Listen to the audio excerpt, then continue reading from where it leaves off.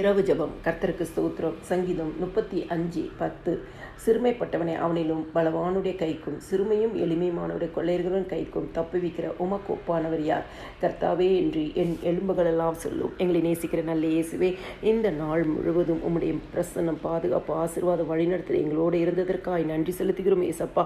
இந்த நாள் நாங்கள் அறிந்தும் அறியாமல் செய்த எந்த ஒரு பாவமாக இருந்தாலும் இன்னும் ஒரு விஷயம் ரத்தத்தினால கழுவி பரிசுத்தப்படுத்துங்கப்பா. அதிகாலை வேத வசனத்தை தியானிக்க எங்களுக்கு கிருபை கொடுங்க. புதிய கிருபை, புதிய பலன், புதிய அபிஷேகம், பிரசன்னம், மகிமை, வெளிப்பாடு, தரிசனம் எல்லாம் நிறைவாய் தந்து சம்பூர்ணமாய் புதிய நாளுக்குள் ஆண்டவரே எங்கள் வலது கையை பிடிச்சு கொண்டு போங்க ஏசப்பா. ஆண்டவரே, உம்முடைய தேவ தூதர்கள் குடும்பங்களை சுற்றிலுமாய் பாளையம் இறங்கி பாதுகாத்து கொள்ளட்டும். உம்முடைய ரத்தத்தின் அடையாளத்தை ஒவ்வொரு வீட்டின் நிலைக்கால்கள் மேல் நாங்கள் பூசிக்கிறோம். இயேசு சுவாமி, கிறிஸ்துக்குள் பிரியமானவர்களே, சிறுமைப்பட்டவனே அவனிலும் பலவானுடைய கைக்கு இன்னைக்கு சிறுமைப்பட்டு போய் இருக்கிறோம், சோர்ந்து போய் இருக்கிறோம், வேதனையோடு இருக்கிறோம், கண்ணீரோடு இருக்கிறோம். ஆண்டவரே, நான் எல்லா இடத்துலையும் தாழ்ந்து போய் இருக்கிறப்பா. ஆண்டவரே, முருகதையை போல ஒரு வாசப்படியில் உட்கார்ந்துருக்கிறப்பா, தலை நிமிர முடியாத சூழ்நிலைக்குள்ளே இருக்கிறேன் என்று சொல்லி கலங்கி கொண்டு இருக்கிற உங்களுக்கு ஆண்டவர் இந்த இடத்துல சொல்கிறார், எல்லாருடைய கைக்கு தப்பு வைக்கிற உமக்கு ஒப்பானவர் யார்?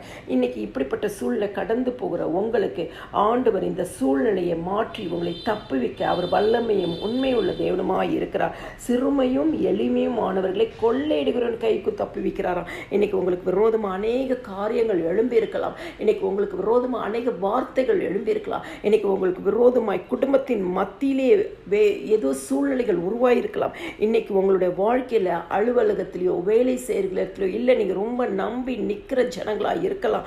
அவர்கள் பணம் படைத்தவர்களாக இருக்கலாம், வசதி படைத்தவர்களாக இருக்கலாம். அப்படிப்பட்டவங்க கைக்கு கூட ஆண்டவர் இந்த இரவு நேரத்தில் சொல்கிறாரு, உங்களை தப்பு வைக்கிற தேவனாக இருக்கிறார். அப்படிப்பட்ட தேவனுக்கு ஒப்பான தேவன் யார்? அது மாத்திரம் இல்லை, தாவீது இந்த இடத்துல சொல்கிறாரு, கர்த்தாவே என்று என் எலும்புகளெல்லாம் சொல்லுமா.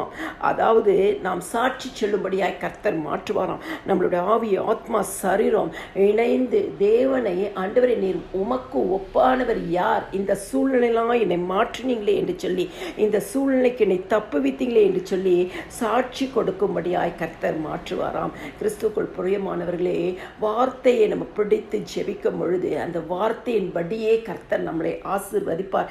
இன்னைக்கு உங்களை எல்லாருடைய கைகளுக்கு தப்பு வைப்பேன் என்று வாக்கு பண்ணியிருக்கிற தேவன், நீங்கள் அந்த தப்பு வித்த பொழுது கர்த்தருக்கு அந்த நன்மைகளை சொல்லி கர்த்தரை துதிங்க. உங்களுடைய சாட்சிகளை மற்றவர்களுக்கு பகிர்ந்து கொள்ளுங்க. எல்லா துதியும் கனமும் மகிமையும் ஸ்தோத்திரமும் என் ஆண்டவராக இயேசு கிறிஸ்து ஒருவருக்கே செலுத்துகிறேன். ஆமேன்.